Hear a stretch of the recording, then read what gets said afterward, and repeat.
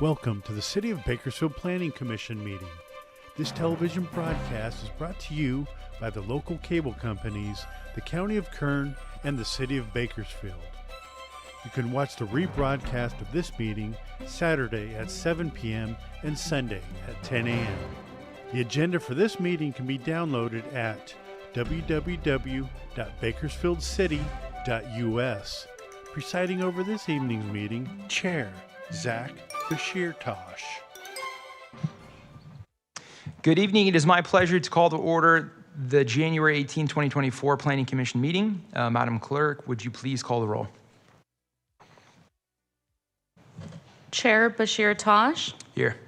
Vice Chair Cater. Here. Commissioner Biddle. Here.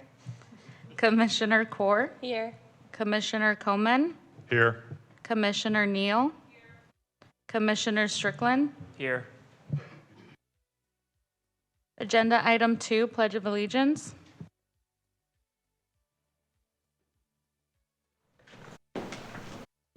Pledge. Pledge allegiance to the flag of the United States of America and to the republic for which it stands, one nation, under God, indivisible, with liberty and justice for all.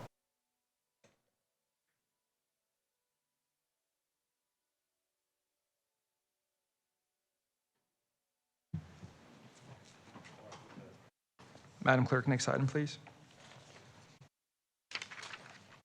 Agenda item 3A, Public Statements. Does anyone in the audience wish to address the commission regarding items listed on tonight's agenda? If you are here for consent public hearing item 5A, now is not the time to speak. You will be given an opportunity to speak at a later time. Non-agenda item 3B, Public Statements. Does anyone in the audience wish to address the commission regarding items not listed on tonight's agenda? If so, please come forward and state your name.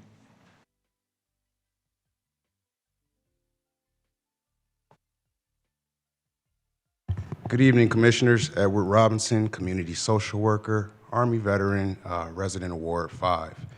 Wanted to bring to your attention that around December, I purchased, no, it was before that, way before that. That's not applicable right now. But I had got the impact report for the Veterans Clinic, the VA clinic, right? I wanted to see it. And I recall vividly that the forms, the notice had kind of encouraged me to secure a copy if I wanted to, reaching out to the highly professional planning staff with the city of Bakersfield. So I did. I went in there and, asked for a copy. However, in order to get a physical copy, it cost me upwards of $300. The staff did offer me it digitally. They gave it to me on digits. But then I just thought to myself, well, what if I were a client who were differently abled, had vision? And then I recall the American with Disabilities Act. I think about the Civil Rights Act and how accessibility is really a huge factor. And when we look at real cost measures in the city of Bakersfield, if there were an individual who were interested in accessing this, the paper documents physically, right, there should be some sort of relief or consideration given by the staff or the city for making these things accessible. I just so happened to be in a position where I've secured grant funding to be able to do this in order to be able to advocate for protected class members in this way. But many of the residents of the city of Bakersfield may not be able to afford $300 in order to be able to secure the physical copies of an impact report.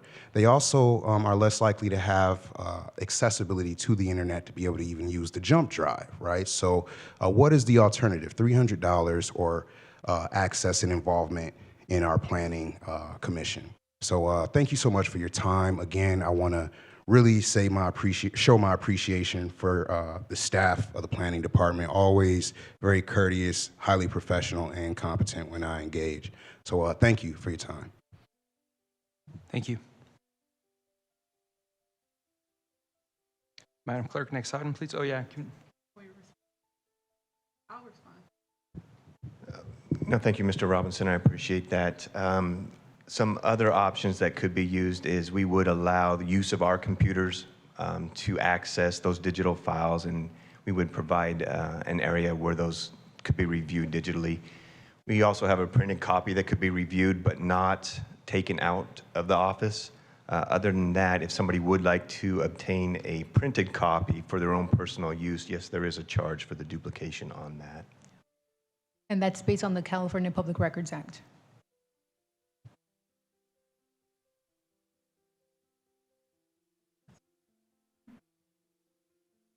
You want, okay. Madam Clerk, next item, please. Agenda item 4, consent calendar items. All matters listed under the consent items do not require a public hearing and will be enacted by one motion. There will be no separate discussion of said items unless staff or commissioner requests specific items be discussed and/or moved for separate action. May I get a motion approving consent items 4A? I'll make a motion to approve. Thank you, Commissioner. I'll second that. Thank you, Commissioner Biddle.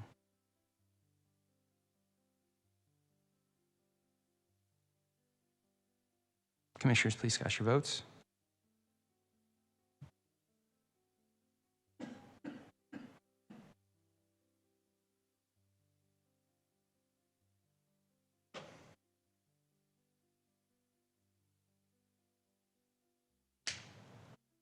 Motion passes with Commissioner Coleman, Commissioner Neal, and Commissioner Strickland abstaining. Madam Clerk, next item, please. Agenda item 5, consent public hearings. Now is the time for consent public hearing items. If the item is not removed by commissioner, staff, or member of the public, the commission will vote on all items in one motion without further comment. If an item is removed, it will be placed at the end of the non-consent public hearing items. At this time, I will open all of the consent public hearing items. Does any member of the public wish to remove a consent public hearing item? Does any commissioner or staff wish to remove a consent public hearing item? At this time, the consent hearing items not removed are now closed. May I get a motion to adopt staff's recommendation on the consent public hearing items not removed and incorporating all staff memoranda and revised staff recommendations? I'll make a motion. Vice Chair Cater. I'll second. Thank you. Commissioner Neal. Commissioners, please cast your votes.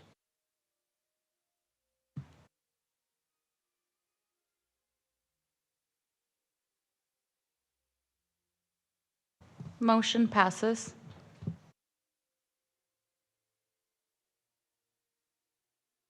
Madam Clerk, next item, please.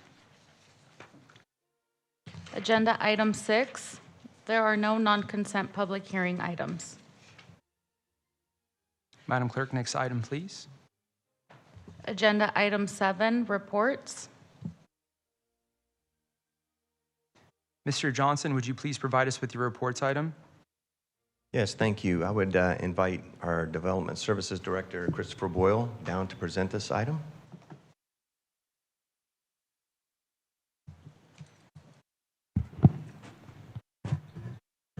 Thank you, Director Johnson.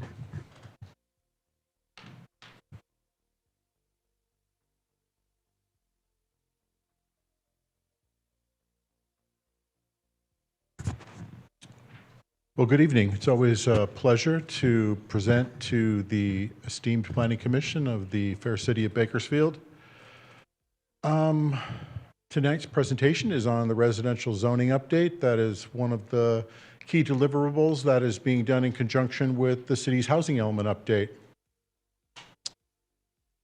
I wanted to back up a little bit before I went forward. Last time we were here, I was giving you a presentation, or last time I was here specific to housing, I was giving a presentation on the annual progress report for the 5th cycle housing element. And within that, I talked about two things that are really topical to why we're here tonight.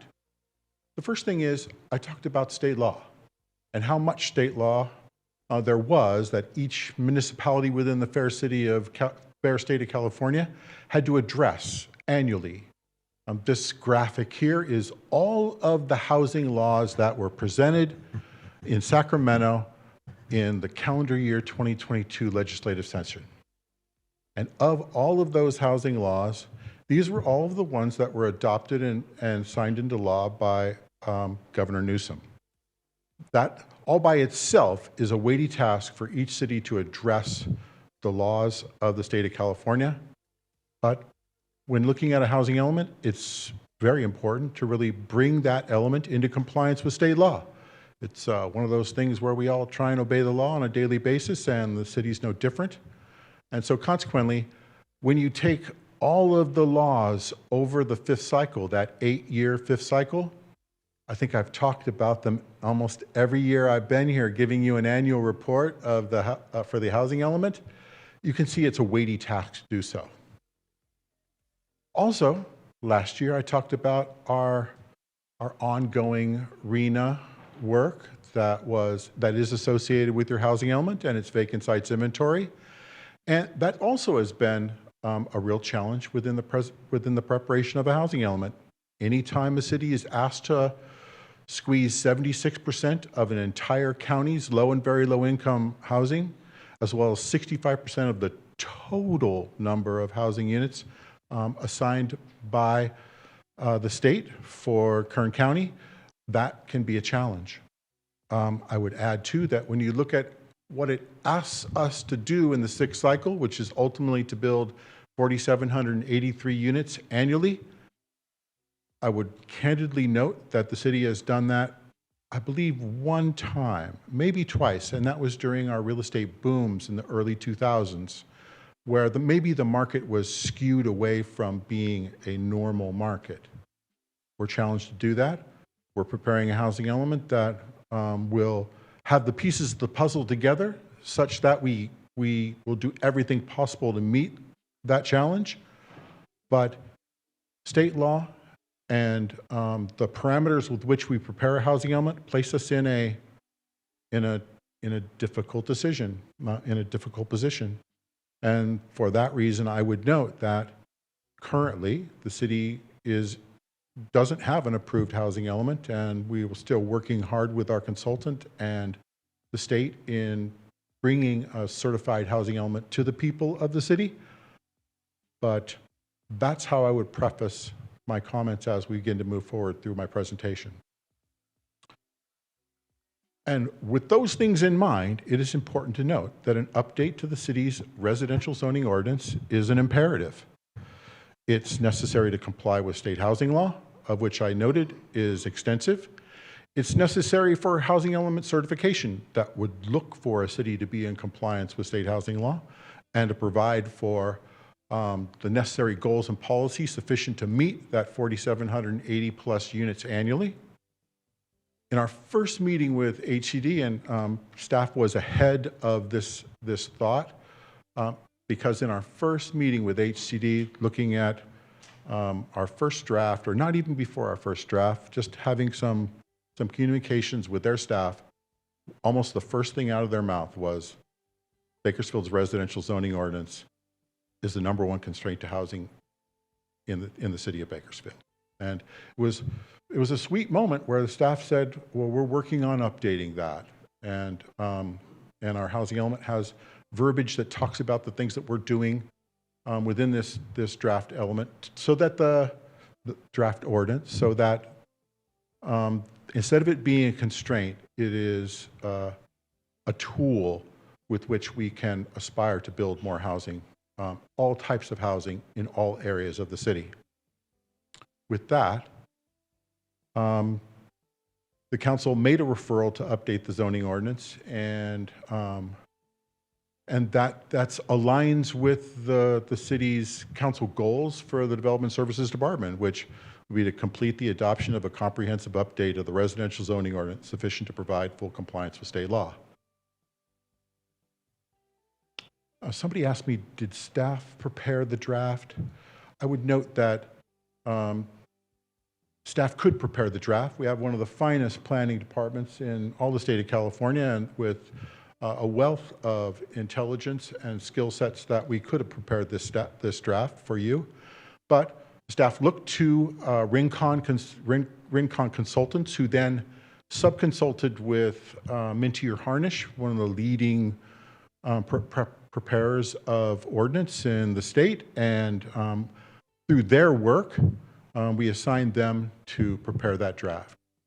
In advance of preparing that draft, this referral had been assigned to the Planning and Development Committee of the City Council, and that committee had 3 separate meetings that gave direction to Mintier Harnish as to what they sought to see in a revised residential zoning ordinance. So the handprints of the council are all over this ordinance because it was so closely vetted by the Planning and Development Committee when working with Mintier Harnish and preparing the draft.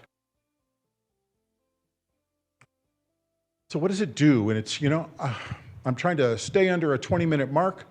I probably won't be able to because I know you're going to lose interest in me at about the 15-minute mark, and then you get a 5-minute grace period, which is followed by nodding from the dais. But I'll go as fast as I can, and then we'll turn it over to question and answer.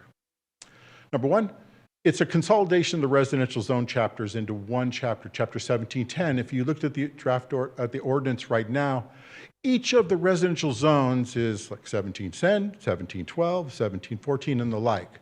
In order to do what we are trying to do in terms of simplifying the development process and simplifying the ordinance, while at the same time complying with state law, it made good sense for us to place all the residential zones into one section, because then we could address them as a body of zones, not an individual zone one at a time. And you'll see that, you've seen that if you've reviewed the slides, you've seen that within the tables, that everything is tied together as one. We removed, you might remember that the city's general plan is a shared general plan. It's the Metropolitan Bakersfield General Plan. It's shared with Kern County. And some of the zones really aren't applicable to a city of 400,000 people, like a 5-acre minimum zone for a residential use. That might be perfectly normal within the county, but in a city, that type of density we wouldn't encourage. So a lot of those acreage classifications were removed, and at the same time, some specific zones which were really bridges from a county density into a city density, like the estate zone. The estate zone was incorporated into the RS zone because they were so closely alike. We created new zones to provide compliance. We'll talk about what those zones are and how they comply. We removed the parking requirements for all residential, and that was an opportunity for the city to lead as opposed to follow.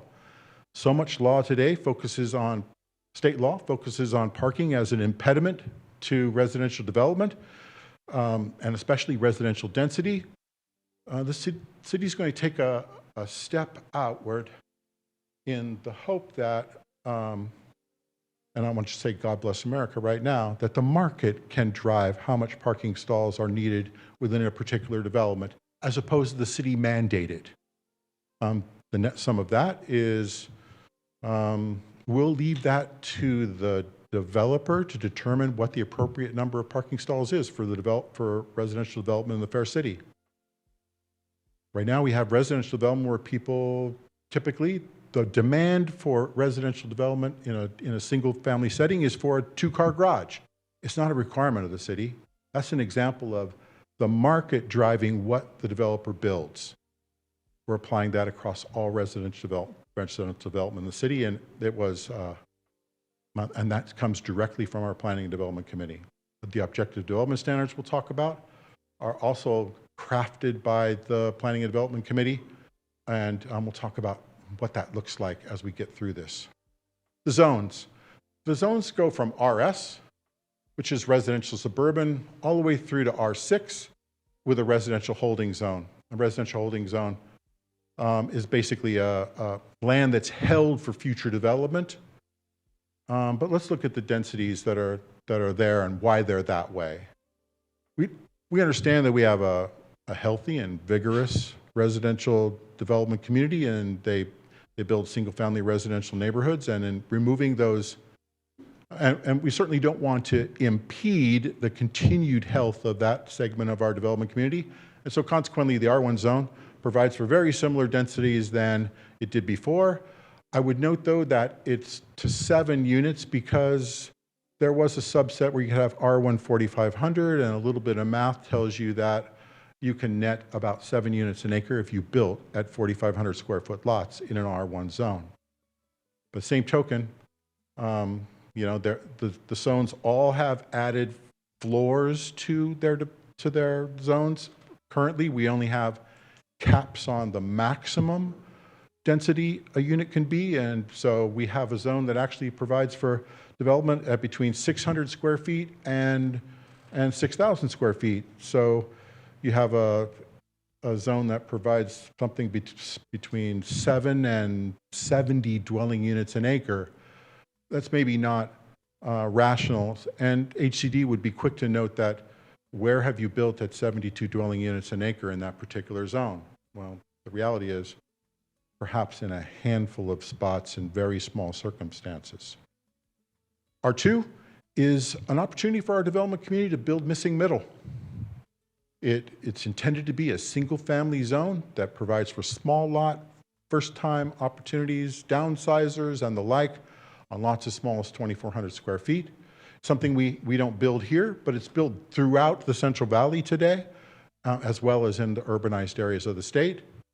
And I'm encouraged that we have developers today that are bringing us maps that are consistent with those types of densities to provide for new opportunities for homeownership and new niche type housing that is in demand everywhere but isn't provided here. R3 is 13 to 20. That's a typical low density apartment complex. R4 and R5 are mandates of the state. State requires that for all low-income housing, it shall have a density of at least 20 dwelling units an acre, or you cannot count it as low-income housing. Consequently, we have a zone that's 20 to 30 dwelling units an acre for low-income housing. Concurrently, the state also mandates that very low-income housing be at 30 dwelling units an acre and above, hence the R5. The R6 is a visionary zone. I would call it perhaps a transit-oriented zone.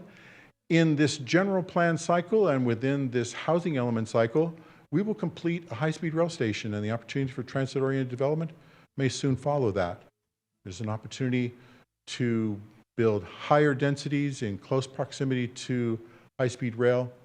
I don't anticipate anyone to seize the opportunity tomorrow. Of course, the ordinance won't be adopted tomorrow, but we want that placeholder there so that this ordinance is a living, breathing ordinance into the future. And since the last time we really dug deep into the zoning code, all my research says that the last time we did more of a wholesale look at this was 1998. So we're a quarter century out. Maybe it's time we started to look hard as part of our general plan update in bringing about an ordinance that's more contemporary. R6 is there. We also have mixed-use zones. We'll talk about them.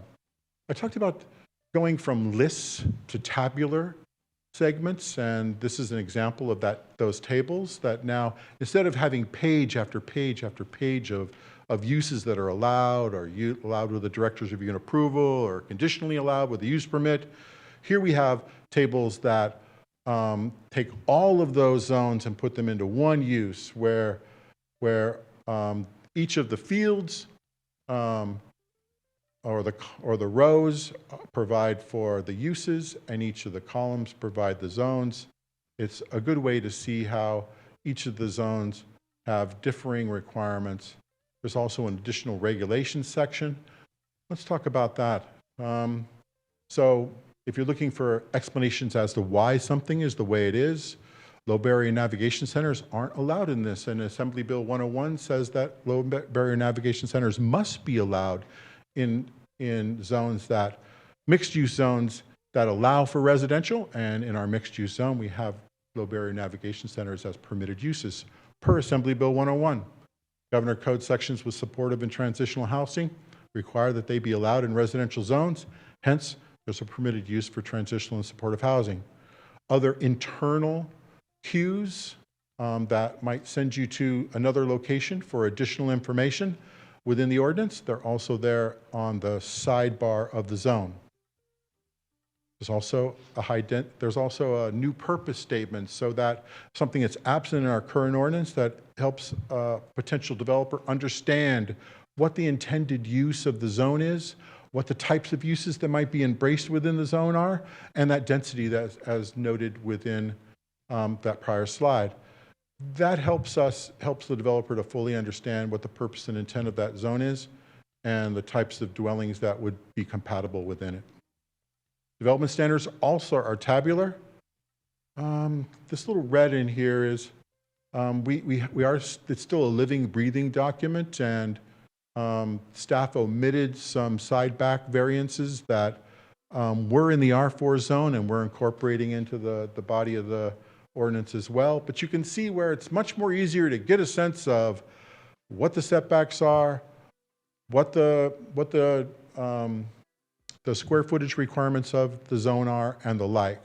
Also note that if you're going to encourage density, you have to start thinking a little bit about front yard setbacks. We have large swaths of neighborhoods that are built with 25-foot yard setbacks, where I've lived in a neighborhood now, and only my neighbor across the street with 2 kids use that front yard to play on. And the guy does sit there with a small caliber arms to make sure that cars slow down as they go by, but almost. And thus, that space that to increase density, maybe smaller front yards and protecting the size of rear yards is something we want to see. At least it's an opportunity for the developer to build closer to the right-of-way, while at the same time, if they so choose to continue to have deeper backyards, there's nothing that says they can't. These are minimum setbacks. I would note too that that there's call-outs in the ordinance as it relates to private streets versus public streets. In private streets, we'll allow very, very small setbacks because you might see a small lot subdivision with private streets and alley-loaded product, and so the setbacks are skewed for private versus public streets, and that's discussed within the subject matter of the text. There are 2 new mixed-use zones that the MU1 is really, say, a neighborhood mixed-use zone. MU2 would be a commercial corridor type of zone. MU1 provides for 20 dwelling units an acre. MU2 provides for 30 dwelling units an acre, consistent with those mandates of HCD that recently passed within state law. And you can see where we're really excited about mixed-use zones, because for some of the underutilized corridors within the city, we're adding a particular allowance for residential while still protecting the current landholders' rights to build commercial. And we're hopeful that people see that as an opportunity to re-envision their properties and add additional housing units into those corridors. As an example, and this by no means is an isolated example, if you looked at Brundage Lane, that's really great for transit-oriented development. You're right along the 58. There's many underutilized properties along the Brundage Lane corridor, and so consequently, those property owners may want to embrace something like that, where instead of having an underutilized commercial property, instead they can envision mixed use and add residential to that, and bring new life to what is a struggling corridor, one of many.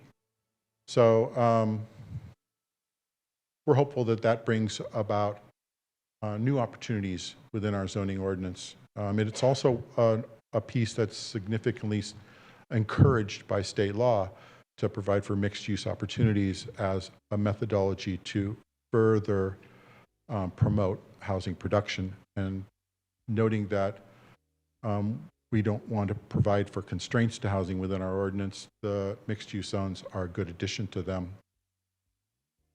We also created objective development standards. The Planning and Development Committee was very, very specific in their direction to us, and that would be that the residential development, number one, be only focused on site design. There are not expansive requirements within the objective standards that speak to architectural characteristics or qualities or anything along those lines. They're specific to site design only. They also have within them a mandate, a table that provides for project amenities based on the number of units, and there's thresholds when, say, a swimming pool is required for a multifamily development. And so the amount of amenities that are proposed within a multi-unit residential development are a byproduct of its number of units, and the types of amenities really only have to total up to a certain amount of points based on those number of units. So totally objective, nothing subjective about it. Staff can't say, I really think you should have a tennis court over in this area of the complex. We would encourage tennis courts through our points schedule. If you want to put more amenities into it than what are required, that's fine. But objectivity is the word from Sacramento today. An example of site design standards: site orientation, accesses and entrances, setbacks from intersections, things like that, fences, walls, storage spaces, connectivity, both pedestrian and vehicular connectivity to the public right-of-way. Those types of things would be are inclusive into the standards. What isn't included is a palette of types of architectural styles that would be embraced by the city or anything along those lines.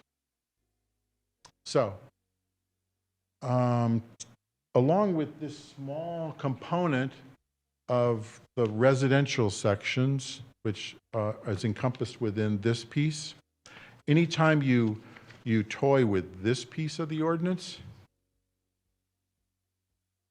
you have these kinds of corrections because you must make those adjustments across an entire Title 17. And so this is all of those other pieces. In some cases, so this piece doesn't include things like definitions and the like. This is really just the residential development standards to include the new objective development standards as well as the mixed use zones. So we have updated definitions for things like low barrier navigation centers and the like. We put a parcel requirement on PD zones. When you look at a planned development zone, just the scale of the PD zone would facilitate putting a cap on the minimum number of units minimum number of acres that might be entertained within a PD zone. We remove single unit housing as an allowable use in the CC zones. We have housing available in, well, if you saw the graphic that I put out to start this presentation, you might note within that big picture of our zoning map, there is not a single commercial zone there. Hence, we've removed a single-family unit housing from CC zones. We have mini zones that will accommodate single-family residential, and we have very few CC and other C1, C2 zones. And with the transitions in how people shop, we really need to look hard at protecting those zones for opportunities for retail goods and services over time. There's removal of residential uses from commercial zones. State law would say that if a use is even conditionally allowed in a commercial zone, then it would be permitted in many instances by right. This allows the Planning Commission to have better discretion of what occurs in commercial zones as well. So we consolidated the accessory dwelling unit. One of the first things I looked at when I came here was the density bonus section of the code. Many cities have it in their Title 17 in zoning. This city has it in its building code. What's nice about it is it's one sentence that refers the reader to state law, because density bonus law changes all the time. And with ADUs being very fashionable today, state law changes all the time on ADUs. So we're referring the reader to state regulations, which are constantly being modified. And we removed the parking zone, the church overlay zone, and senior citizen overlay. The senior citizen overlay has one parcel in the city that's in a senior citizen overlay, and they feel that they're being discriminated against being called a senior citizen overlay zone. If a property owner wants to do age-restricted housing, there shouldn't be a need for an overlay to do so. Same with the church. We require a rezone into an overlay. The new ordinance asks the commission through a use permit, which is a single public hearing, to make a determination on churches or religious institutions. And if we're removing parking, I dare say maybe we don't need a parking zone while we're at it as well. So that's a brief look at the overall Title 17 amendments. So conclusions. I noted to start this presentation that the city is currently not in compliance with state housing law. It does not have a certified housing element. And although we've made one formal submittal and we'll make a second submittal, we anticipate that it could be the better part of this year until we get to a place where we have concurrence and the State Department of Housing and Community Development is prepared to certify a housing element. There are implications that the city is well aware of as it relates to not having a certified housing element. But thinking back to the beginning of this ordinance, we took on a major challenge, and in order to be able to speak to all community-based organizations and stakeholders within that process, that's taken us some degree of time and negotiation. The housing element was not adopted in the required time, as noted. The ordinance is a necessity in bringing compliance and adoption to the housing element. State law is addressed in the ordinance amendment. So this residential rezone, the housing element rezone replies on it, where we sent letters out yesterday advising people within the city that their zones would be getting changed for those parcels in our vacant sites inventory. The housing element annexations rely upon it. We have 7 major annexations that are required.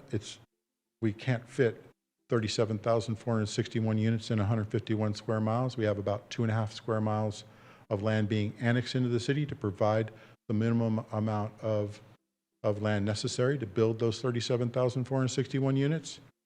Those annexations are already pre-zoned with the zoning districts that are noted in order to provide for the required density requirements of State Housing and Community Development Department. The housing element itself relies upon it. And so adoption of this piece of work makes all those puzzle pieces fit together. That said, that completes my presentation. I'd be happy to answer any questions you might have, noting that this is the same map that was on the front, and this is about 2 square miles. I would note there is no commercial in this picture whatsoever, which tells you how much of the percentage of land in the city is zoned commercially. Next time you look at the map, the zoning map of the city of Bakersfield, look at all the orange and yellow, and you'll find that it is the overwhelming majority of lands, which is why we pulled residential out of our commercial districts in order to better protect them and their integrity moving forward. We still see a need for commercial. It's a big part of our fiscal health, and it's something that our residents still rely upon, aside from Amazon. And so consequently, I'm happy to field any questions you might have, as best I can. Why'd you put my neighborhood up there, huh? I'm just kidding.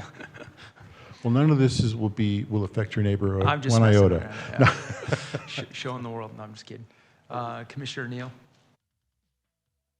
Are you not? Sorry, I apologize. Commissioner Carr? First, I want to say thank you. Your presentation was very informative. Just a couple of questions that I have. What are the consequences for the city for not being in compliance with state housing law?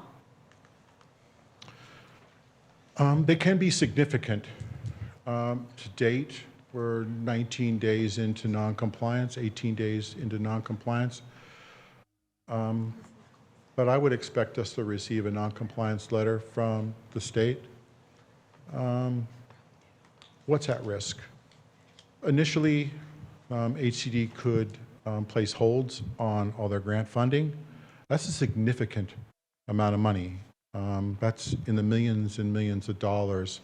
If you look at all the pots of money that HCD provides to, well, quite frankly, HCD is funding the preparation of our housing element through the LEAP grant. HCD funds so many pots of money that go into providing for affordable housing. Big portions, the PLHA grant dollars that come from HCD last year were about $1.8 million, if I'm not mistaken, $1.78 million. And there are many pots like that. And so the sense is that those monies would be paused.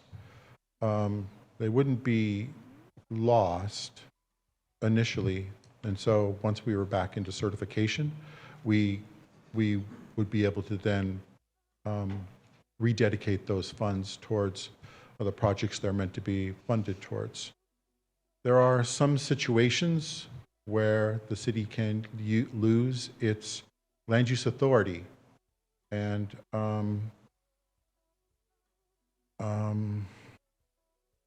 don't know if I'm ready to start discussing what that looks like, honestly.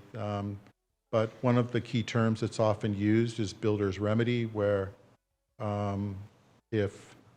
where the state essentially, you can't deny a housing project almost anywhere, anyhow, at any density. And so I could show you examples of that in other cities that were placed in a builder's remedy situation, and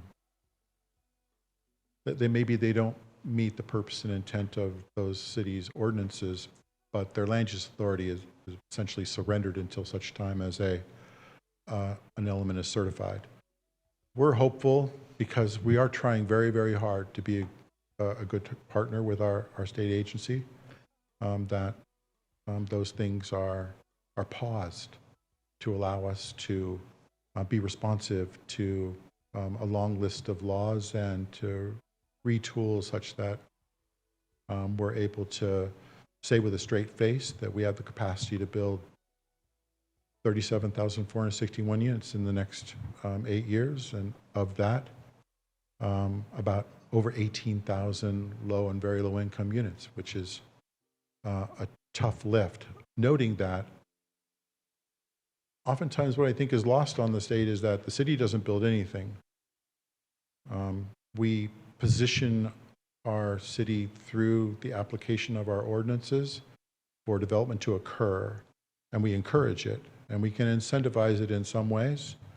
An example would be the city's Affordable Housing Trust Fund, which provides gap financing, and that helps close the gap, and such that affordable housing projects pencil and can move forward to serve those in need of affordable housing. The city right now looks to incentivize development in various ways, and hopefully in answering your question, we're in a position where HCD allows us to complete the task at hand. It's a hefty task to be asked to carry 65% of all housing in this county. We have 151 square miles of a 8,100 square mile county, and we're tasked with creating 65% of all housing stock in the next 8 years. It's a lift. We're trying to prepare ourselves to be able to do just that. Wow. Hopefully it goes into compliance soon. Another statement that you had in there, that removal of residential parking requirement, and that is for the developers to determine. is there a base requirement for the parking in the plans, or if they decide not to build any sort of parking, there will not be any parking spaces? If there's no base requirement. So there may be a scenario where a developer builds without parking and can't rent those units or can't sell them. And the market will adjust accordingly. That's what we're really doing. We're placing that responsibility to provide for what the market demands and wishes to have in the hands of the developer, as opposed to placing requirements upon them. And oftentimes, our zoning ordinance will require X number of parking stalls and the like, and based on the proximity of a project, staff is tasked with fairly and equitably applying that ordinance, and there's very few opportunities to waver away from those ordinance standards. We count parking stalls, and that sometimes can take away from the viability of a project, or if you're looking for verticality and for projects to go up in our downtown area, the expense of a two-tiered parking garage, it basically makes that project unviable. So the question is the project viable if only one stall is provided instead of 2 stalls per unit? Perhaps. It's up to the market to decide.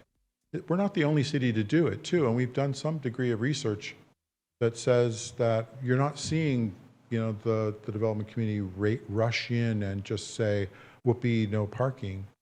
And I don't expect that from our development community either. I expect them to see it as an opportunity to consciously build sufficient parking stalls based on what they feel the end user will need and demand.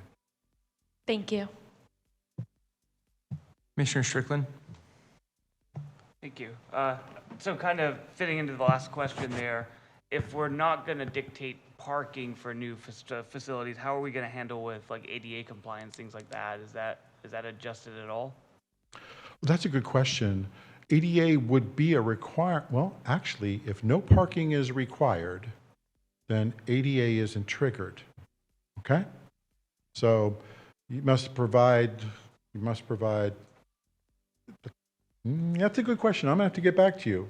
Oh, no. One I'm side sorry. says ADA, we should provide ADA parking, but on the other side, the premise of ADA is what one population is provided, the handicapped population or the disabled population also must be provided it. So I'm gonna look into that. Yeah, and my concern is, I agree the market will dictate parking, especially on like single family homes. Most people aren't gonna actively want to buy a single car garage or new car if that's what everyone else has is 2-car.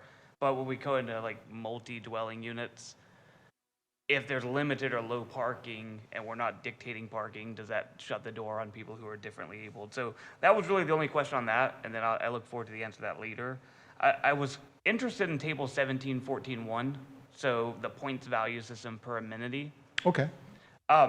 What determines the value of the amenity? Is this coming from a standard somewhere else? So where we have, a sports court, a tennis court's worth 50 points. What determines 50? Where did that number come from, or any of those numbers? Well, note, objectivity. So there isn't another side table that says staff would encourage or staff would anticipate that this degree of quality be provided. The number of amenities or the points necessary to satisfy this table is based on the number of units. So there is I think it's 0 to 10, 10 to 50, 50 to so on and so forth. And so each one of those tiers has a different standard, a number of points that must be satisfied within that long list of amenities. Certainly, and I get it from an objective standpoint, but I'm asking specifically like the points value per amenity. tennis court has 50 points and pickleball has 25 points. Where are the difference in points coming from? What is that value? I don't know. Well, it comes from Mintier Harnish, who uses an industry standard form that provides those points totals. I would expect that you would see that table in many other municipalities that have objective development standards. But in terms of why this number versus that number, that's probably just what's been standard within other ordinances that have been written. I have dwelled into it. And when you look at the points that are required, in some cases, you know, a 10-unit or an 8-unit apartment complex, 2 fourplexes, you know, you really can meet the standard with a picnic table. Sure, yeah. But by the same token, I could probably flag hundreds of units that are built in less than 10-unit pods that don't have a picnic table. So it's kind of all relative. I'm trying to encourage development and encourage housing, and there's nothing that stops a developer from doing more than what is required. Sure. Yeah. And I was just interested in the methodology. I like the idea of that. I think that's a great process. I just was wondering if that number was based on a state code or something it's coming out of, but that was it. The idea of objective standards comes from state code today. Yeah. We do not want to have any subjective language by the time we redo all the rest of our ordinance that will come on the tail of the general plan update, because it's just not tenable, it's not enforceable at a state level anymore. And I want to control my land use authority, and one way to do that is to come to compliance with state law. I oftentimes say I want to comply with state law, and then I want to apply it to my city such that it's not an impediment to development occurring. Thank you. That was it. Commissioner Neal. Thank you, Mr. Boyle, for your presentation. I had some questions. I'm sorry to really just kind of put so much emphasis on this parking minimum thing. But Bakersfield is not a walkable city. Most people drive. And we don't have even the infrastructure for bicycling now is not safe all the time. And so I'm just curious as to what other cities we were looking at when we were looking at other cities that removed the parking requirement completely from their zoning ordinance. Thanks for your concerns, Commissioner Neal. And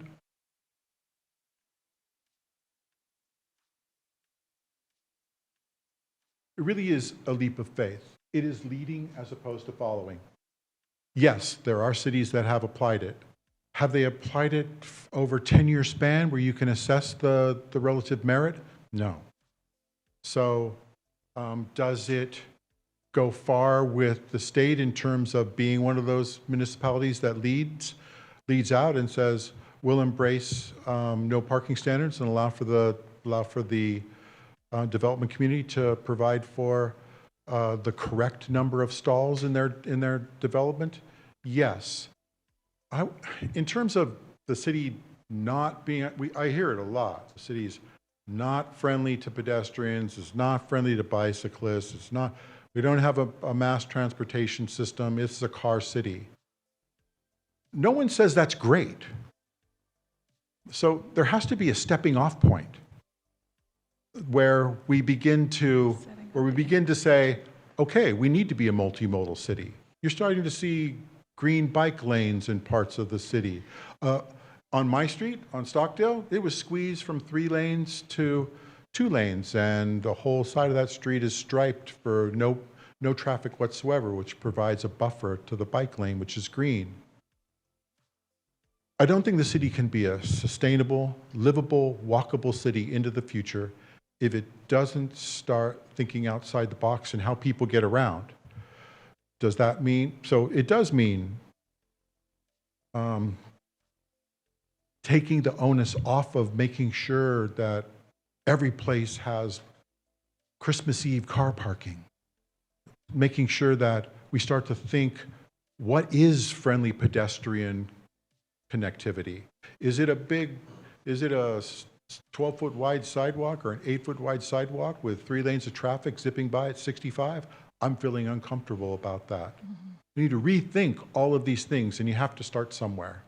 I think it's negligent for the city to allow the development without parking to come first, and then in hopes that the infrastructure for what we're dreaming of will follow.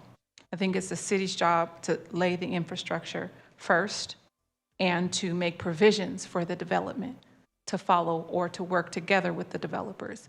But to apply across the entire city, no parking, for me, the concern, I know that's good for developers, but how will that affect the lives of the people who live in those places? And that's where my head is, and it just doesn't seem like a smart thing to do. And I don't know if we want to be the leader on that. Not at this magnitude. And so I would it seems like it's pretty much planned out now, but wouldn't we consider maybe certain areas or certain portions of our city where we would have no parking requirement, as opposed to just blanket across the city? We talk about not wanting housing to go in certain commercial areas and to preserve the commercial nature and space for those things that we need, but why would we want to allow developers to have, a free-for-all in terms of how to build without accounting for parking in a city that currently drives, mostly the people here drive, so that doesn't make sense to me. And I don't think that the people are the first priority in the thought behind that decision. And I'm just gonna say that outright, and you could correct me if I'm wrong. We can talk about this later, but I just don't like it at all. I think it's untimely. It's untimely. The city should be focused on laying the infrastructure for how people can get around first without removing this blanket removal of parking requirements. So that was shocking for me to see in the presentation that you circulated earlier this week. I also wanted to ask you about the RH residential holding zone. For some reason in your presentation, you skipped over giving us more detail about that, and you kind of jumped right into the next slide. So it'd be helpful if you could provide a little bit more detail on that. Every city has zones where they reserve those zones for residential development into the future. I've seen it called urban reserve. I've actually seen cities that just leave it as A for agriculture, but it's a holding zone. It is what the zone describes. And in order to develop that zone, then it would have to go through a general plan and rezone process to better reflect what the development would be proposed thereon. So it is a tool that's used by cities to reserve areas for residential development into the future.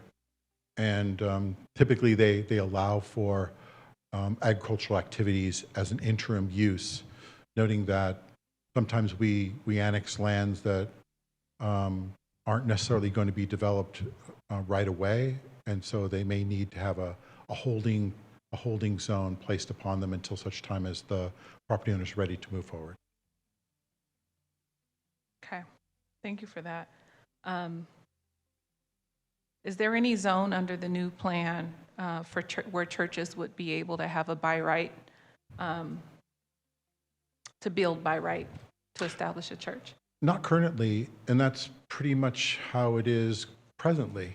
Not in the current proposal and the current use right now. We place churches into a church overlay, which requires a rezone application and 3 public hearings because it's an ordinance. We felt it was an easier process to require a conditional use permit and allow for the commission to make determinations on a case-by-case basis.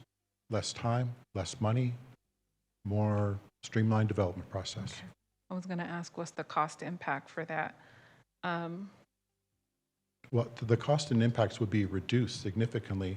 The difference between a general plan amendment and a rezone into the church overlay and the accompanying accompanying environmental can be significant as opposed to a very nominal fee for a use permit, not to mention the time frame with which to go through that. Okay, thank you for that. That sounds like a benefit for churches then. So you said there were no commercial zones just in the photo that Right. you put there. I didn't go looking for it that way. I just, Okay. just went, wait, whoa. You got my house in there too, so Okay. I'm wondering what you were doing. I just was preparing for this presentation and went, hey, what do you know? That's 2 square miles of land, so. So, our consultant, not Rincon, but their sub-consultant, starts with an M, Mintier Harnish. Mintier Harnish. They make their recommendations. How do they make their recommendations for us? Is it based on the size of the city, the nature of our topography and population? Is it based on what developers have said that want to come and build here, what they desire? I'm just trying to understand where all the input has come in from that we see in front of us as the proposal for today. This input comes from 3 meetings with the Planning and Development Committee that occurred over the spring. So the developer came to the Planning and Development Committee based on the consultant was selected. We asked Rincon, who's actively working on the housing element as well as our general plan update, if they could recommend a sub-consultant. They recommended Mintier Harnish. They really are the consultant of choice. But they came to the Planning and Development Committee and asked for direction from council, from the committee itself, and then shaped an ordinance around that, noting that that one of the underlying rationales for a zoning ordinance update for residential was to be in compliance with law. So you can see where law is placed here and there, the zoning tiers that such that we provide for direct consistency with low and very low income and the like. But foundationally, parking standards, that's a vote of the Planning and Development Committee. Objective development standards, that's a vote of the Planning and Development Committee. The consultant was asked to implement their direction, and so those 3 workshops were really about taking key topics that would lead to compliance with state law and having dialogues and then taking direction of the Planning and Development Committee itself. Thank you. Those are all of my questions. Commissioner Coman. Thank you, Chair Bashir Tash. I want to commend Commissioner Strickland for being the very first question was to stump the department head. So that's a first. So, but I know Mr. Boyle will. I'll will see have you an answer after the meeting. and I also want to thank you, Mr. Boyle, for your presentation and trying to clarify this parking thing. But it seems to be a consistent theme amongst the commissioners here about some reluctance to have no parking requirement.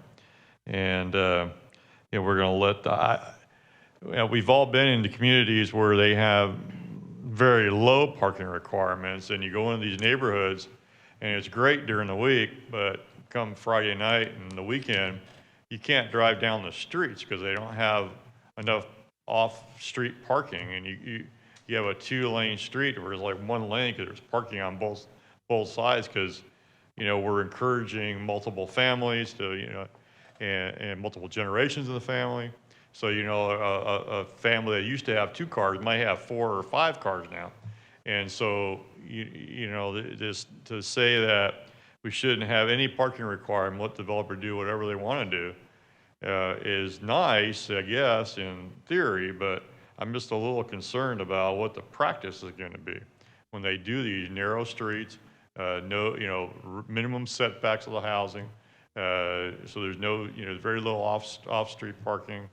I just really worry about that, and not you say the market will fix it, but they're not going to find out until they try to go sell them. And so, you know, we could have situations where we have blight in some of these neighborhoods if somebody was to build something that the market didn't really embrace.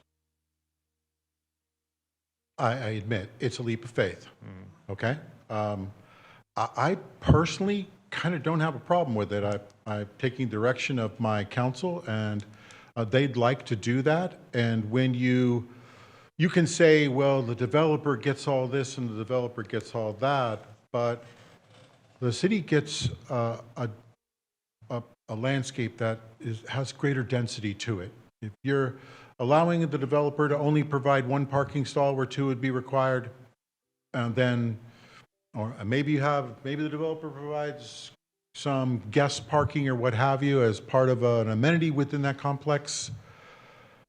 I'm less afraid that the development community isn't going to provide parking because the market demands it, and it's their money riding on a project. You know, working with the development community all the time, I don't think the development community builds anything that they have a sense that they're going to lose money on. And, you know, once upon a time before zoning, the developer built what the market demanded. And there wasn't a zoning ordinance that said, I need 2 covered and 1 uncovered stall, or some cities say for every bedroom, you must have 1 off-street parking stall. All the iterations of parking that's come along maybe hasn't done anything to change the parking conditions in neighborhoods today.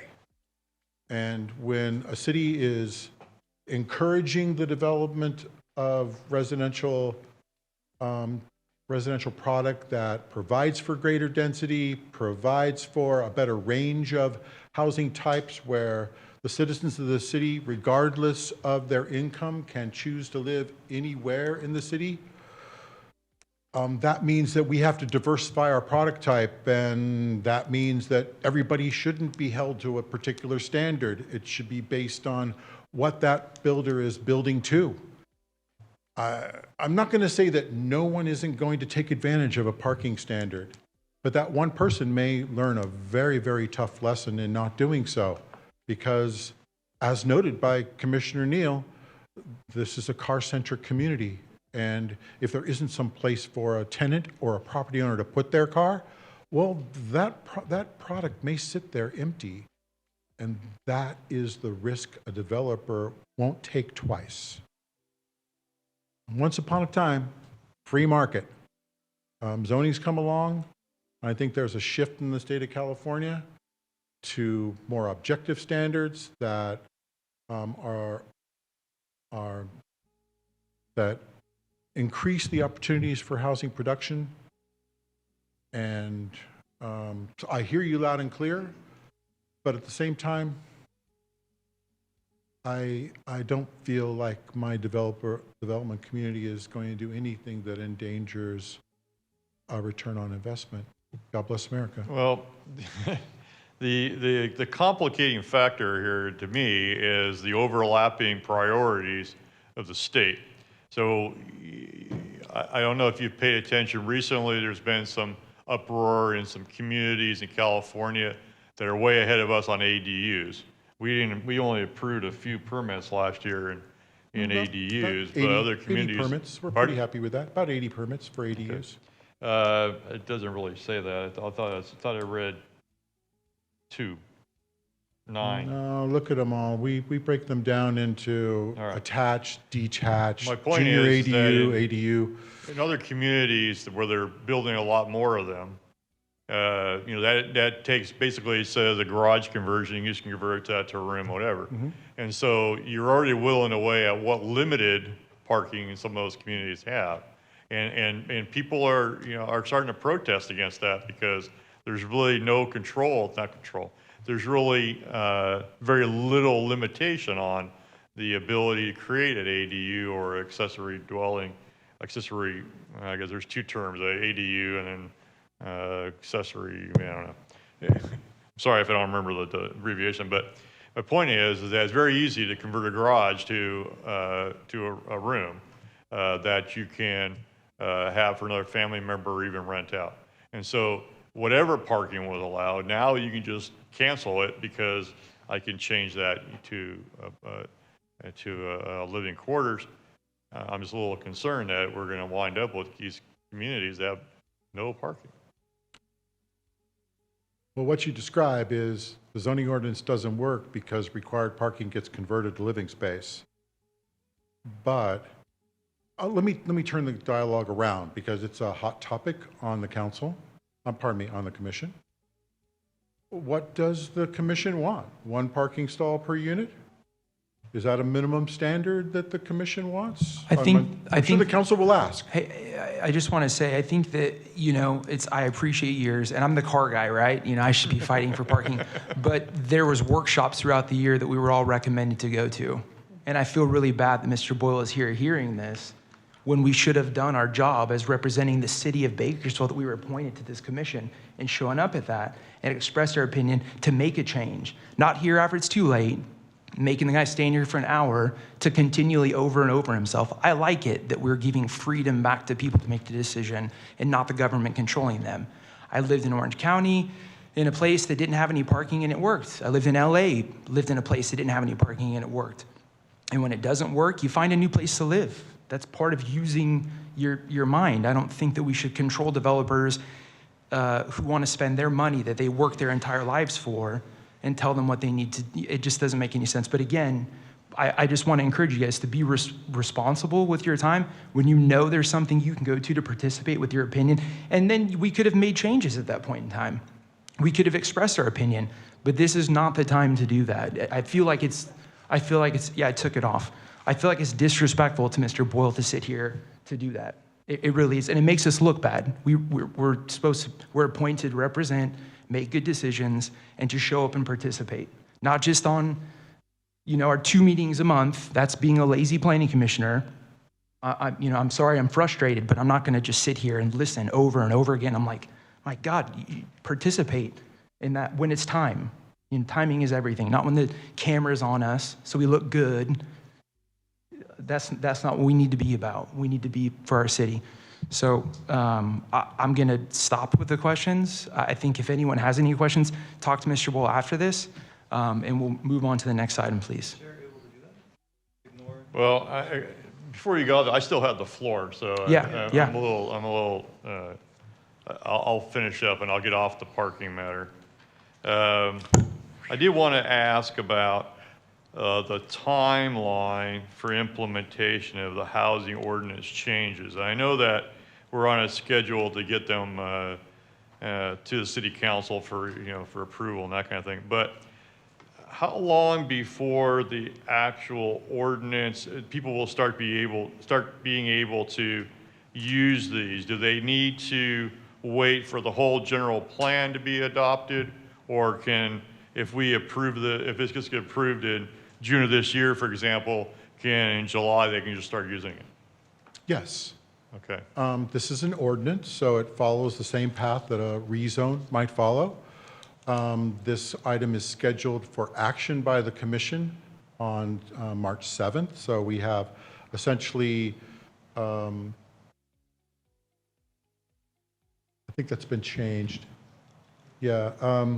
Yeah, actually, we're looking at coming back mid-February with the actual ordinance revisions. Can I get a clarification really fast? Because I respect your passion, but I think from my understanding in the process, this is our opportunity to provide this format for you to consider before you come back to us in the middle of February, right? Just to clarify the process. Only noting that since the Planning and Development Committee is the recommending body to the council, I'm not certain that I would waver from their direction to provide for zero parking standards. Yes, and I understand that, but I think there's a misnomer because I have been involved in the process. This is the first time we've seen a document that looks like a planning document. Certain things that have been discussed did not make it into this document. So I think it's valid that the commission get an opportunity to discuss the items. And so humbly request to the chair that you allow the remaining commissioners that would like to speak the chance to do so, because we did spend hours preparing questions for Mr. Boyle to represent what we've been appointed to represent. Yeah, I'm totally fine with that. But again, I would say that we should have participated in those meetings. And I'm not saying And that I would you say didn't. that Yeah, some individuals have, and I think it's a very blanket statement to say that nobody has been involved until this very moment. I didn't say that. Nobody did. I'm just saying that needs to happen. Okay. Because at those moments, our opinions could have been expressed in. So you'll allow us change. to give our comments as we requested? Yeah, absolutely. Thank you. So I am mistaken in my timelines. It's basically the second hearing in February would be, so a month from now would be, it would come to the city council, pardon me, to the planning commission. I have 2 workshops scheduled in between then and now with the development community. Email blasts went out today on those. Depending on attendance, I can always schedule another. I'm always available individually to the development community if they so desire to meet individually. But we want to take their feedback in terms of the implementability of the ordinance and how it works for them. And then from here, it would be scheduled to a first read at City Council, and then subsequently a second read at City Council. And 31 days after second read, it would become law. And so it would be somewhere in that May range where it would become law. Along those lines, we have properties inside the city that are slated to be zoned some of these new zones because I needed to find 37,461 units, and we've collaborated with the property owners throughout the city on their thoughts about embracing an R5 or R4 zoning designation, about the potential for mixed use. And so we have many properties that will be automatically converted or rezoned into those in order to meet our vacant sites inventory requirements and have sufficient sites available for the construction of those units, about 4,685 of them a year. So this is a timeline that's pretty much, you saw the last slide where we were talking about the, whoops, go the other way. The last slide, that it really is a puzzle piece here. We have annexations of lands that will be in our vacant sites inventory. Those are active. They're with LAFCO right now. We would expect a LAFCO hearing in May. Those annexations have these various zoning designations applied to them. We have internal properties that are being rezoned into mixed-use zones and into the R4, R5 zones within the city to also complement the annexations. Almost 200 parcels are part of that internal rezone. That is following on the heels of this effort. So this becomes law. Those rezones become law. The annexations subsequently go to LAFCO, and those annexations can be completed, such that now we have vacant sites inventory that's entirely within the city and meets the needs of HCD in terms of us providing the required development over the next 8 years. So yes, there are a lot of wheels turning as it relates to it. And each one of those relies on this one, literally. All right, I'm going to get to my last question and I'll relinquish the floor to other commissioners. But did you say that there'll be a site plan review, but no architectural review of any of these zonings? There are no objectives. Well, currently, right now, with single-family residential, there's no architectural review of single-family residential development. But there are architectural standards, though. Well, that's a building code issue, not a planning. It's not a Title 17 issue. All construction in the city, all new construction or alterations of structures requires that it be made consistent with the building code. But the building code doesn't necessarily have architectural styles or standards implemented into it. That's about fire, life, and safety, and not necessarily whether a building's pretty or not. So the objective standards only are for site design. We would encourage and continue to hope that our development community would bring to the market a variety of architectural styles that complement the architecture in place in the city and add to the vitality of the community moving forward. But there won't be any particular objective standard that the city's planning staff would review for consistency to objective standards. Some cities have very, very elaborate standards as it relates to virtually all components of architectural development. They will tell you what type of roofing is allowed for. They might even have a palette of roof colors that must be complied with. Windows have to be a certain style with certain window surrounds that must be no less than 3 inches wide, no less than 1.5 inches thick. I could go on and on and on about the types of standards that are applied. Look at South Lake Tahoe's objective development standards. Look at Gilroy's objective development standards as a good example of how elaborate an objective development standards section can be. In this case, the direction from council is only site design, no objective analysis as it relates to the architecture. So, and that's Okay. exactly what the ordinance does. Interest of time, I'll thank you very much for your comments, and I'll relinquish the floor.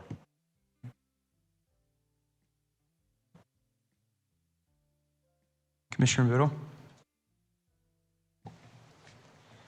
Well, I participated in your little round tables online, and I'm excited to see some of these things come to fruition. So I know it's scary not having parking.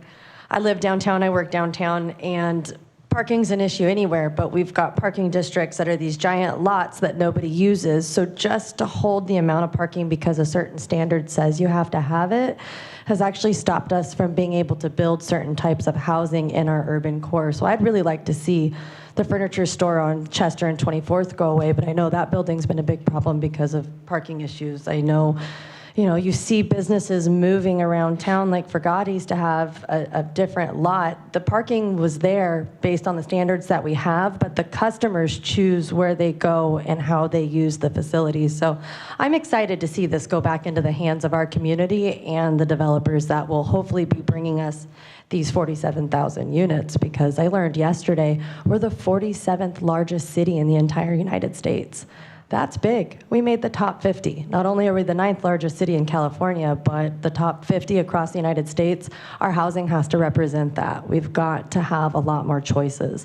That missing middle ground housing that our zoning hasn't allowed for before. So I appreciate all of your time and the committee's, many, many hours on this. I know I watched Donald Stroop, I think I'm saying his name right on that plan, Edison, that the city pays for us to have. There's a lot of really neat classes on how we could change the parking in our downtown area to really encourage more businesses and more people to frequent our businesses if we could change the way that we do parking in our city right now. So I just want to thank you. Thank you for your time, everybody. Commissioner. Vice Chair Cater? Thank you. Thank you. Thank you for your presentation. I just have a few comments. I do applaud the city for making a bold statement with regards to parking. And I think, to me, the things I want to talk about tonight seem kind of contrasted to that pro-development, pro-developers figure it out, let's build the city we want, not the city that we have mentality. So the first question I have is, the point system for amenities for multifamily is not a program that we currently have as part of our development process. So why would we, if we trust developers with being accountable for providing provisions for parking, not trust them to do their own pro forma to determine whether a pool is feasible or a spa is feasible or a tennis court? To me, it seems like they're a little bit at odds to trust the development community for parking, but require a pretty recreationally focused list of objective standards that they have to comply with. Can you explain that a little bit? I can. I could say something to the effect that the opportunity for a point-based system was proposed at committee and it was embraced. By the same token, I think the reason why it was embraced is there's some assurance to quality of life. in all development that occurs in the city.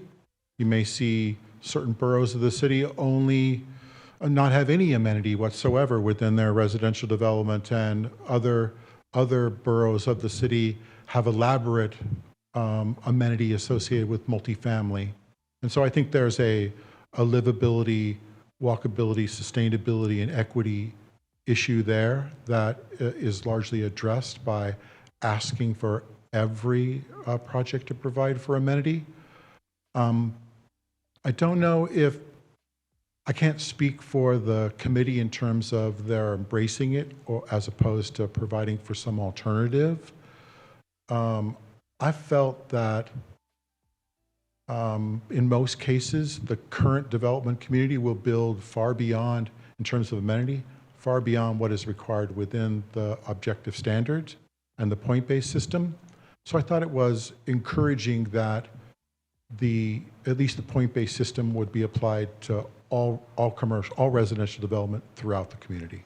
Yeah, I guess I would just be, if your stakeholder meetings are with the development community, I would really press that item, because to me, giving free range on something as standard as parking, but then adding a layer of prescription, we have a Parks and Recs department, we're trying to build density, a pool is not always feasible, and so I think I would really encourage the city to pursue developer feedback, because it is different it's more restrictive than what we're currently doing. Maybe not, how so? Vice Chair? Because if you don't require anything now, well, there is opportunities for on-site amenity to be counted towards their current requirements for off-site dedications. Yes. So, but that's a could-be incentive program. That is not a required point-based system. So that is a different. It is a required point-based system. Yes. Yeah. So, I would just be curious, community feedback, and I'm skeptical that it meets the goal of providing less restriction on housing development. But I think the community could speak to that. By the same token, it does create a balance and quality of life within our multifamily development. I think that's also a key issue for the Planning and Development Committee. So then, can I ask the conversion of the hotel that we saw tonight? Would that qualify for amenity space and get through the process, knowing that it's trying to meet housing needs for a very low-income population? I'm not versed in the projects, dear. I would just be questioning that, because projects that are billed as market rate amenity resort projects are investing the money to gain a larger income earning potential. When we look at not being able to build very affordable housing, I think we need to be careful about what standards are really meeting quality. I would rather have a developer put in the quality into the homes that these individuals are living than a pickleball court, personally. And if we're struggling to meet the low income margin, I think we have to be really sensitive to define minimum quality so we meet minimum standards, but at the same time realize that letting it be is why we don't have adequate numbers of affordable housing. And so what are ways that we can partner with kind of lower end delivery models to provide more accessibility? So my second that I wanted clarity on is the addition of a mixed-use zone that recognizes a value in density of housing coinciding with commercial properties. It seems like that is very in line with a less car-dependent, prescriptive, auto-centric society, but limiting that to a few key boulevards and streets within our city, while at the same time removing smaller neighborhood community centers from being able to do that same thing, seems like we're not really meeting the goal of a mixed town center. So I was curious why C2 zones wouldn't allow to have a residential component, but maybe require some component of commercial activity, because that's what we're essentially doing on larger boulevards. Why couldn't that be also a part of neighborhood centers? It can with a zone change. We're not proposing to place any new zoning designation upon a parcel without the property owners desiring to do so. But in today's world, in the state of California, to place by right residential uses in commercial zones comes with other caveats.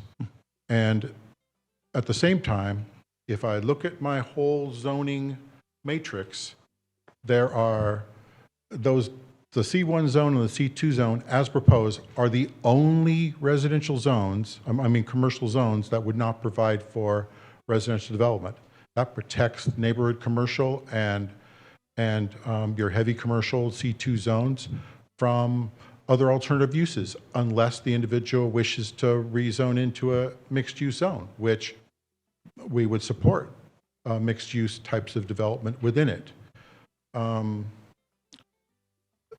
I would say at the same time that we could have gone and rezoned C1 and C2 zones into mixed-use zones but I don't have the staff to survey each and every property owner as it relates to their desire to do so. But I do fear the implications of having every single commercial zone in the city to provide for residential uses. And if you add C1 and C2 into that use, then you are essentially saying that residential use is allowed everywhere. And that's not necessarily a good thing. It's not necessarily a good thing for the commercial core. And so consequently, that's where staff lands as it relates to the C1, C2 not being allowed. We also, you might note that you're seeing the nested zones where an apartment complex can go in an M1 zone. Those things have been taken out of it because apartment complexes reduce the utility of an M1 zone. You're not going to see the intended manufacturing job generation activities within that zone occur if someone does a use permit for a multifamily project. So our emphasis is trying to, there's still broad brush of residential opportunities within the city, within its downtown cores, within its within all of its standard residential areas, but the implications of providing for residential uses based on current state law in every commercial zone means that there are other uses that are allowed in every one of those zones. That's not necessarily conducive to good land use planning. Yeah, I would just say from the time I've spent with the housing element, from the goal of providing more diverse housing options, it just seems like that policy is more protecting single-use zoning within commercial zones and manufacturing zones than allowing for, because I would say it's protecting the integrity of our commercial character, except when an individual property owner wishes to entertain a multifamily or a mixed-use development upon his property, at which time the city can measure that merit and you can decide whether it's an appropriate use through the rezone process. Okay. I've noted in the past too, Vice Chair, that there has been at times when Mr. Boyle has been looked at as this guy who is trying to take your land use authority away from you. Nothing could be further from the truth. What I'm trying to place onto your dais is land use decisions that are important to be made, not rubber stamps. And converting C1 and C2 zones into mixed-use projects is a case-by-case merit that your dais should be looking at. Not an across-the-board permitted by right activity. And that's where I land on it. I'm not adverse to mixed use being incorporated into existing C1 and C2 zones, but it would require a zone change to do so. I appreciate that. And then my last question kind of gets into the refinement of the thresholds of the different residential zones and some of the setbacks. So if you could go to the slide with the Q on it, you had a photograph of that project, which I have to disclaim, I know this project very well. It's the one before this, I think. Nope. You had the slide with the Q on it? Yeah, the Q project. Yeah, I got that somewhere in Yeah. here. That's a nice project. Who did that? Yeah, I have to disclaim, I have a conflict of interest based on source of income on this project. Just kidding. But what I want it to be up is I think the question I have with regards to the R1 through R6 designations are the floors and ceilings at the top and the bottom of our density. So this project is on slightly less than an acre and is 49 units of housing.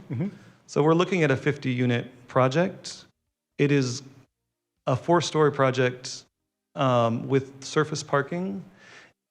And based on the current ceilings that I'm seeing, that is an only appropriate density in the R6 zone, and it's thresholding at the top of the R5. So I was just curious if you, yeah.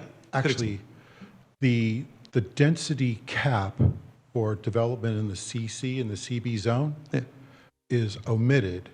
The base for development in that CC zone would be the R4. Yes. So it would be 30 units, but there's no cap on it. Yes, and CB and CC are very limited zones as far as their application throughout the city. Would you agree with that? They're downtown. Downtown. And then an applicant can have it put onto their project, but we don't use it very often. So more of this is an object lesson than a physical building located in the CC zone. To me, this doesn't seem like a scale of housing that should only exist in a transit-oriented development or in the downtown core. It seems like a fairly mid to low-rise project. It's not podium. It's still type 5A, which is the least robust structure of building to build. And so I'm just questioning if. So it leads to questions, because this implement of an R6 and R5, these multi-use corridors, to me, this seems like something that wouldn't be inappropriate throughout the city of Bakersfield in those densified zones. And so wondering, that cap of 50, is that where we should be capping a max on like R5 and R4, or is that something that the city could explore densifying the ceiling, if you will? Thank you, Vice Chair. Again, the cap for R4 is omitted from the CC and the CB zones. So only the floor, not the ceiling. Well, So you could build above the 50 threshold in an R5 zone. So it calls out the development shall be consistent with the R5 zone, I believe it says, right? 30 and above. Well, and I guess. And then, but accepting the maximum limitation. Again, so if let's say we're in West Ming, for example, there's an R4 zone. This project wants to be built. This project could not be built in West Ming at their town center in an R4 zone because it is too dense, and it is not in a CC zone. It is just in an R4 zone. So for me, that is the question. It's not that this project, of course, could be built and continue to be built in the CC zone. It could be taller. It could be a lot larger. But the dense zones that we're kind of applying to neighborhood centers within the city of Bakersfield, whether it's the Ming corridor, the Brundage corridor, to me, this doesn't seem like a structure that shouldn't belong on those main corridors. This seems like the density that you need to really start to create a walking, vibrant community.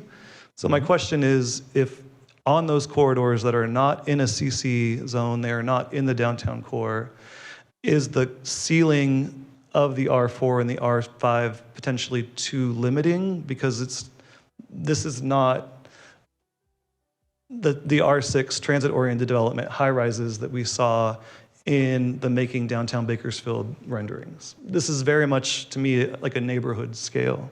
So I'm just questioning the ceiling on those R4 and R5s as we make a denser corridor, for example.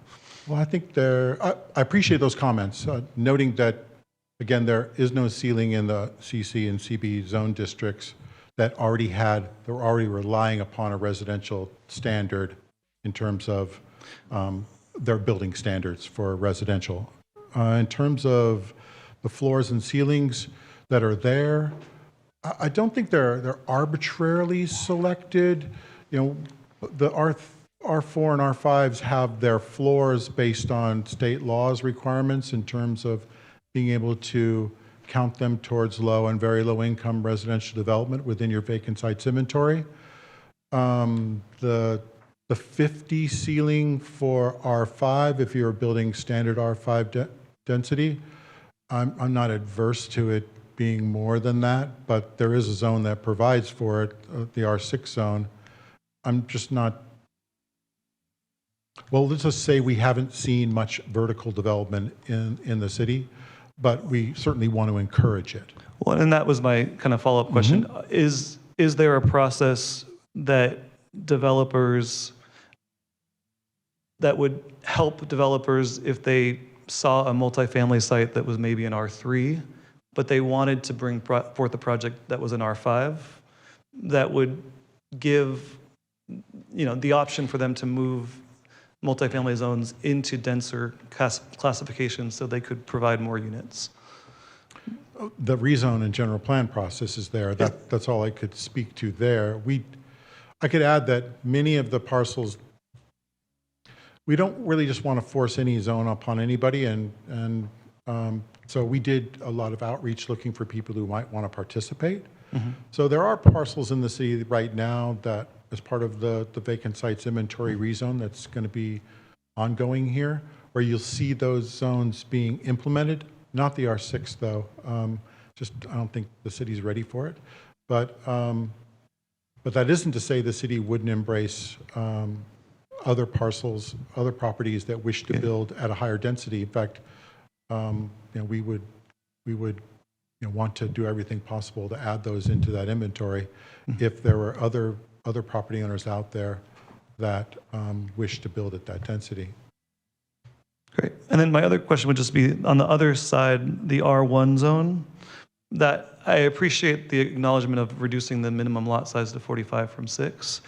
I was curious, feedback from the development community, research from your staff, if that floor could even go lower, only because I think what's interesting, what I'm seeing in our community is the financing, the purchasing, single-family home development.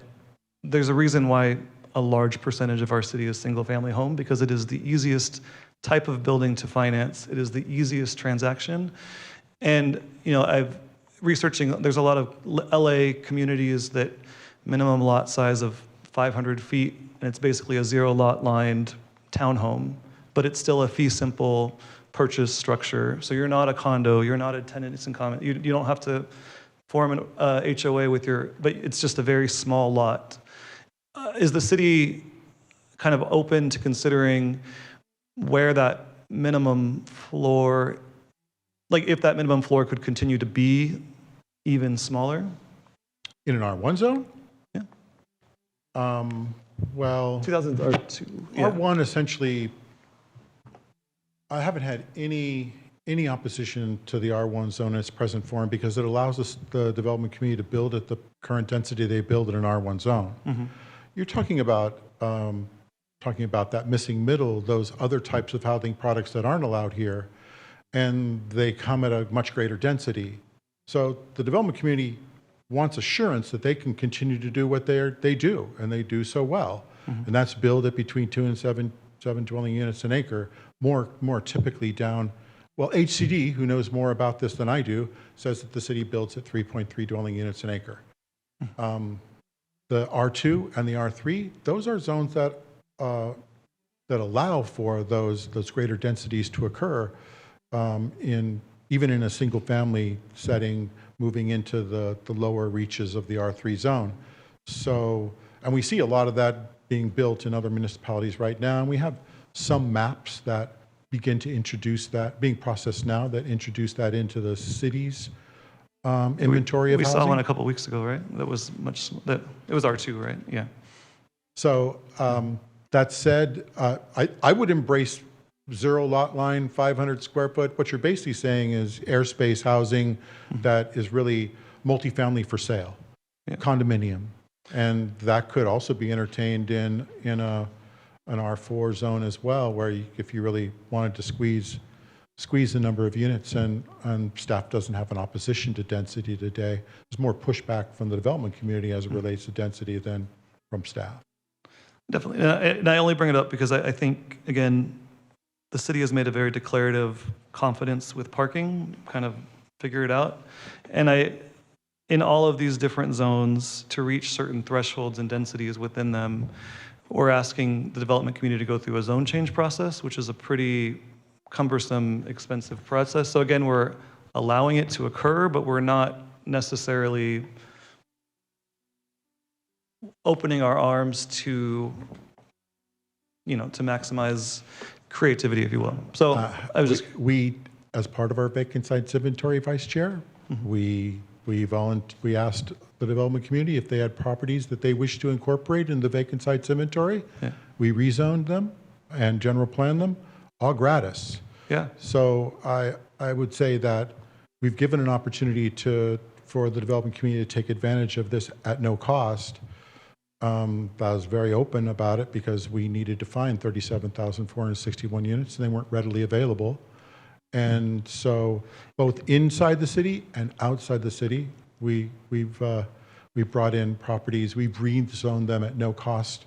And I'm sorry if I made it sound like, I really appreciate the city's effort. I think this process has been really satisfying to watch and see the engagement between your staff and the community. And so I don't mean to suggest that nothing is being done. I just would encourage continued looking at how we can incentivize and kind of massage requirements to kind of push towards the vision that we have and what developers want. Aside from what we've done, you're right. It requires a general plan amendment and a rezone, and that's a very small fraction of the development costs that provide for a handsome return to our developers.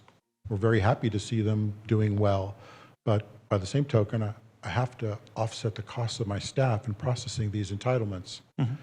We did an extensive annexation efforts and extensive in-house rezones that relied almost entirely on volunteerism on the part of our development community to get to low and very low income in the R4 and R5 zones. And I'm on record for thanking their participation in providing us the necessary land for us to meet our vacant sites needs. Moving forward, though, we would require the typical zoning entitlements that would be required to convert land from one zone to another. Thank you.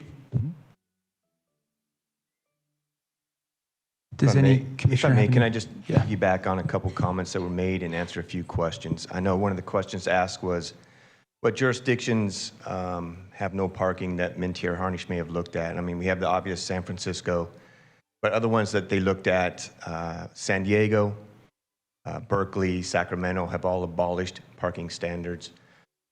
I did try to look real quick. San Diego, they said if you're going to provide one parking stall, then you had to comply with the ADA standards. And other than that, you did not. But I would note that would require some additional research because their city council actually had some questions on that, and their city attorney was going to look into that prior to the second reading of the ordinance. So we'll follow up on that. Also know AB 2097, which went into effect of January 1st, it actually prohibits minimum parking standards if you're within a half mile of a public or a major transit stop. Now that's defined, and we do have several within the city. And so you cannot have minimum parking standards not only for residential, but also retail. So we prohibit minimum parking standards for that. And then Chris will correct me if I'm wrong, but the objective standards, the amenities, are to allow for development. So if you meet those amenities or meet that point system, then you can just move forward and develop your project. It doesn't say every development has to meet those. They can come back to your commission and get waivers or variances for meeting those standards. So if you have apartments and you don't want to put in a tot lot or anything, you can come back to your commission and say, look, I don't want any amenities. It'll be up for your commission to decide that. Otherwise, if they meet those amenities, then they can move forward more expeditiously. That's the nature of objective standards. They provide for a by right process. And then just one thing to keep in mind, and this is kind of for Vice Chair Cater, is that our R2 zone now is really kind of, it's a limited multifamily zone, but the new R2 is a single family zone. It's just smaller lots down to 2,000 square feet. Are there any other questions? Thank you so much for your presentation. It was great, and I appreciate your time. It was my pleasure to be here, as always. Madam Clerk, next item, please. Agenda item 8, communications. I'd like to welcome our new commissioner, Commissioner Strickland. It was a good meeting for you to attend. Also note, we have a couple meetings coming up before our Planning Commissioners Academy, which is the first week in March. So that meeting will be canceled the first week in March, but we do have a meeting February 1st, February 18th, and we do have several other presentations that will be done during those meetings. The next one on February 1st, right now we have tentatively scheduled David Lyman with Visit Bakersfield. He's always he's always a great speaker to have, very entertaining. And then the 18th, we're looking to schedule some information on TCC grant, along with maybe one of our commissioners providing a presentation. Noting that we will not have a quorum on March 7th, we will be reaching out potentially to your commissioners to see about a special meeting on February 29th. So if you could maybe put that on your radar, we'll follow up soon. And if we need a special meeting, we'll have a special meeting then. February 29th, I'm sorry. February 29th. 15th, excuse me. Yes, 15th. So we have February 1st meeting and February 15th meeting, potentially a February 29th. And the March 7th, again, we're all confirmed for the Planning Commissioners Academy. That's all I have. Madam Clerk, next item, please. Agenda item 9, commission comments. Does any commissioner have any comment at the moment? I think ladies first. I'm going to defer to. I will not be here for the 29th. I know you might be, for the quorum purposes, I'll be at a conference. Yeah. Thank you. Vice Chair Cater. I just wanted to make sure we welcomed the newest commissioner, Commissioner Strickland. Thank you so much for joining us. We look forward to having you on the dais. Do you want to say a few words? This is your moment to shine. Say whatever. Unlimited time. That's it. Thank you. Yeah. Thanks. Mainly thanks to city staff for setting everything up. That's it. Yeah. Very few words. Yeah, I look forward to getting to know you more at Academy. It's always a good time.